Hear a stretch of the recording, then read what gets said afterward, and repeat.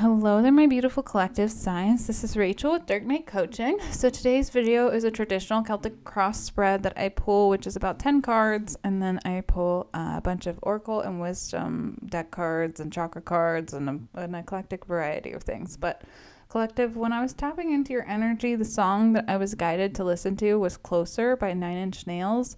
It was kind of random because I was listening to definitely not that genre earlier, and it popped up, so it gave me goosebumps, gave me chills. There's definitely a message there for someone if you've been experiencing goosebumps and chills, so make sure you listen to whatever comes out here, because I do feel like you are being guided to listen to that. But I got really cold all of a sudden too, so there's a lot to tap into, so I'm just going to dive right in. It's not really a lovely lovey-dovey message. This is more a message of healing and heartbreak and shifting. Now, I'm just going to dive right in. So the situation that is causing this shift was heartbreak. The challenge here is getting over some sort of betrayal or deceit that's happened to you or is actively happening to you. And I feel like it is kind of really throwing you for a loop. The foundation of this is the Ace of Cups, which typically this is a card of spirit giving you an offer of love or something like that. But I do feel like if it is an offer of love, that's not a good one.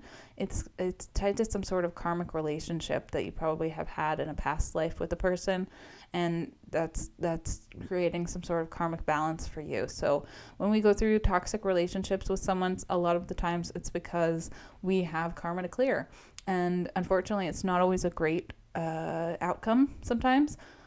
Usually in karmic relationships it never really is, but I do feel like this is a soul connection that you share with someone. And when we share a soul connection, sometimes things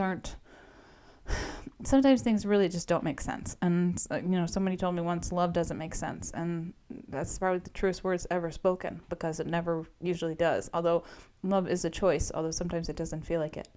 And the Ace of Cups could also be a lesson as well. So this could be a spirit trying to help you really learn how to love yourself first, because when you love yourself first, you won't put up with BS that's inappropriate or degrading or demoralizing or things like that. And I'm only saying those specific things because that song Closer by 9 Inch Nails has very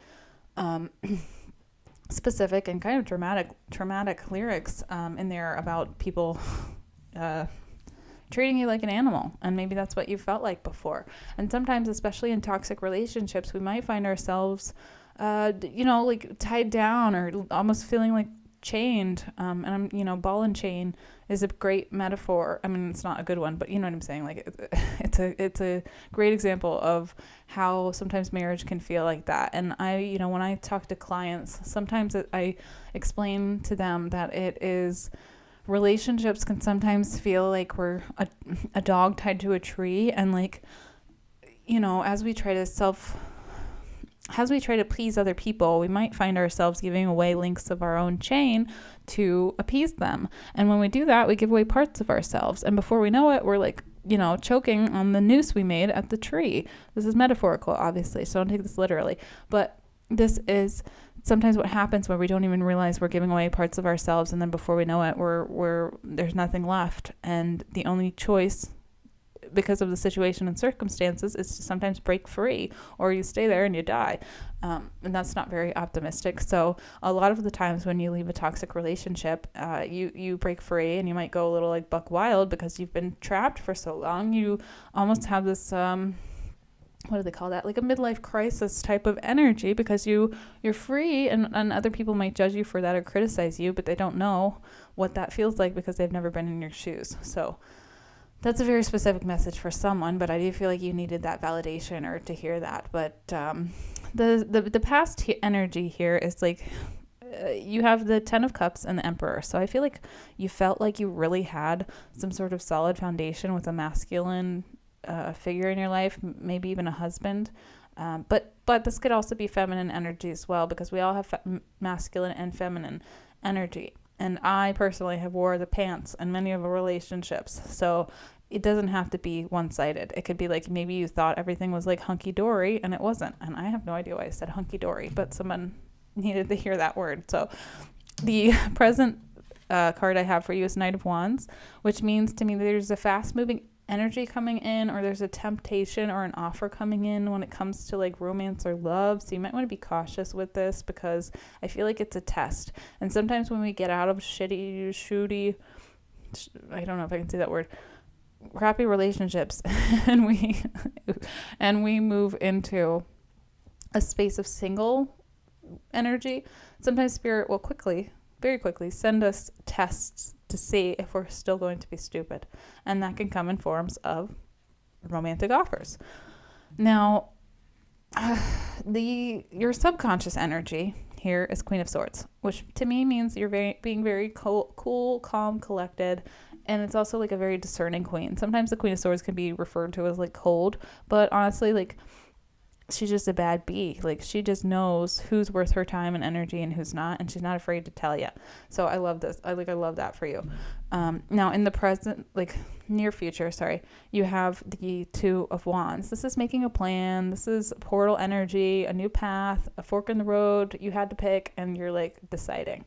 Now what's in your control section is the Five of Cups. This is regret. Sometimes, especially when we've been through heartbreak and it's been devastating, and you know, someone's really betrayed us and it's shaken us to our core, we'll be in this energy for quite some time. This is not a quick recovery energy, because when we really realize that person that we loved or cared so much about never truly had our back, never had our best interest in mind, or was never actually really a friend, that can be so painful. And this is like an energy where you really want to look in the rear view mirror, but you don't want to stare at it like all day. So make sure you're trying to pick yourself up and really just remain kind of neutral about your feelings towards someone. So like, you can only regret so much. And then when you start to regret so much, it's like, you can't turn back time. Okay, I don't know why Cher is coming to mind, but you cannot turn back time. So don't go so crazy and be so hard on yourself, because we all make mistakes and we all are human. And, you know, hindsight's always 20/20. It just always is for everyone. No one's immune to that. Now, how do people see you? They see you as Knight of Pentacles. This is like a slow moving offer. So maybe when it comes to love or putting yourself out there, you're really like, no, nope, or you're very like slow with it, which is fine. And in your hopes and your fears section, you have Two of Cups. So maybe you're afraid to put yourself out there again. Maybe you're hopeful that there is some potential for someone at some point, but I don't feel like you're rushed at all. And I feel like, you know, you have the Four of Cups in your potential outcome. So it's like the choices that you have, it's like, maybe you even have the pick of the litter, but you're just really not happy with anybody in the litter. So it's like, there's plenty of fish in the sea, but they all have the ick. Like, they all have the ick, which is a fish disease, actually. So I don't know why I'm saying that, collective, but that's kind of hilarious. You might want to check out. What are those little neon fish called? I used to have those little neon fish when I was a kid, and sometimes they would get the ick, and then they would die. And then my mom was really like morbid and psycho, honestly. So we were very poor, but she was very cheap. So she would make us get the fish out, put them in a little baggie in the freezer, and then freeze them until we went to the fish store, got new ones. And then the next day we would take back the old sick ones and we would return them and say that they died, the new ones we just got, because there's like a warranty, which I know is like not good juju.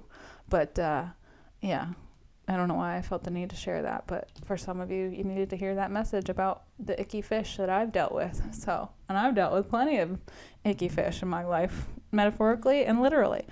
But yeah, that's what I have for you when it comes to the tarot. If this helped in some way, for some reason, somehow, please smash the like button. It helps my channel grow, and I greatly appreciate it. If you feel guided, you can book a one-on-one coaching session with me or a personalized tarot reading. I do have a bunch of oracle cards that I'm going to dive into right now for you that I think will help you on your path and on your journey. Individuality. So you're really stepping into your own skin And it says you leave your unique stamp of love on everything you do.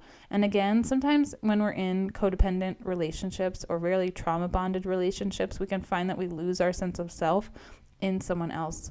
And when we're tied to someone else's ego or someone else's narrative or someone else's, like, almost like a trophy wife, when we're tied to that energy, it can really be, we'll lose ourselves in it. And when you've lost yourself, that's when you kind of really need to break free, because you have no sense of self at that point, and then you're super over reliant on someone who may not be may not be around forever, and that's kind of a very vulnerable position to be in. So you have to find a nice balance when you're in a relationship of being securely attached without having too much of an expectation, it's really just a fine dance. Like, there's no surefire method. It's really like situation and person dependent. But I do feel like your guides are trying to guide you toward the spirit of impartiality, where it's like you're neither here nor there about love. Like, if love comes, okay, cool, but I don't necessarily need someone else to make me feel whole, because I'm already a whole person on my own. And that is a great, very secure place to be. And, at this point, for me in my life, I am like, I'm only going to pick someone and be with someone who adds value to my life, because if you're not adding value, then what's the point to me? But, everyone has to get there on their own terms and go through their own paths and their own time frame.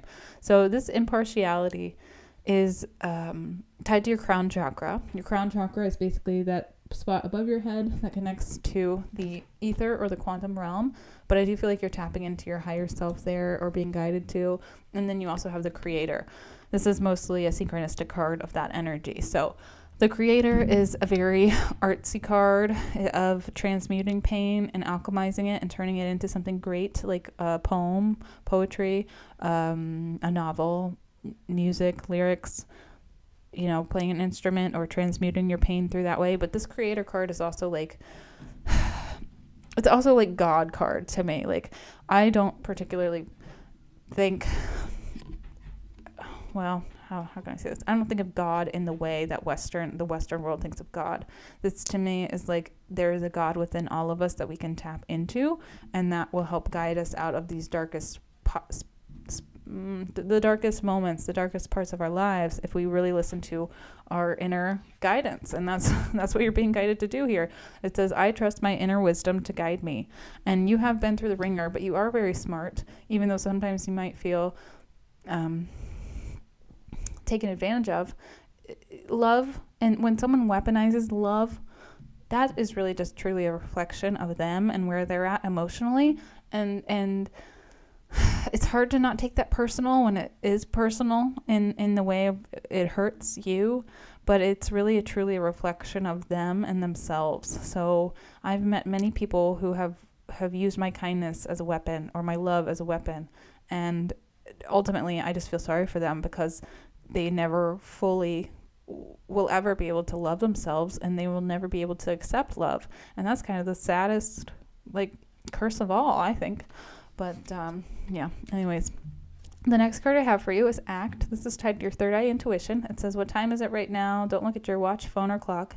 Clear your mind and check. Are you right? Are you way off? And how is your intuition tracking at this moment? Now make sure you're paying attention to the synchronistic numbers. A lot of the times when we're going through major shifts, we might see 555. That usually symbolizes change or chaos and conflict. We might see 222, which is usually a number of alignment, like you're right where you're meant to be. 1111, 1111. Those are portal energies, which is probably what you're going to see a lot of, especially because this is like what you're going into. This is a fork in the road. This is a new path. Now, you also have flexibility, which I think ties to this impartiality. So try not to have too many expectations of what the future is going to look like for you, or where it is exactly that you're headed. But I also feel like you need to be flexible enough to have some sort of almost like a projection of what you would like to see, but be adaptable, because nothing is set in stone and things do shift and change over time. And I do feel like there's going to be a lot of ebbs and flows that require you to be very flexible. So that was number 19. And then the last card that I have for you, collective, is the cat card. So the cat card is a great card of spiritual protection and guidance. It says, let's follow the spirit animal and embark on a profound journey of self-discovery. So cats are great at absorbing negative energies and transmuting them. Their purr is a vibrational frequency that's very healing. And a lot of the times I believe cats can take on certain ailments from their owners or people or in their surroundings to help kind of alleviate the pain that we find ourselves going through. So like, for example, one of my cats has asthma, which is like such a strange thing to have, and it's even kind of more strange because he was mostly like an outside cat, but I do feel like it was kind of part of his soul contract or soul path to pick up that energy and to carry it with him because he could handle it, until his mission here is over. And yeah, so sometimes animals are brought into our lives as spiritual protectors or spiritual guides, and we don't really understand fully at all why, but cats can also see interdimensionally things that we cannot see. And this is scientific fact. This is proven because human eyes can only see about 5% of baryonic matter. And if you're like, what the heck's baryonic matter? Give it a Google. You're going to go down a rabbit hole, but you're going to thank me later. So that's what I have for you today, collective. Hopefully this video helped. If it did, please smash the like button. Helps my channel grow. I greatly appreciate it. And I will see you next time.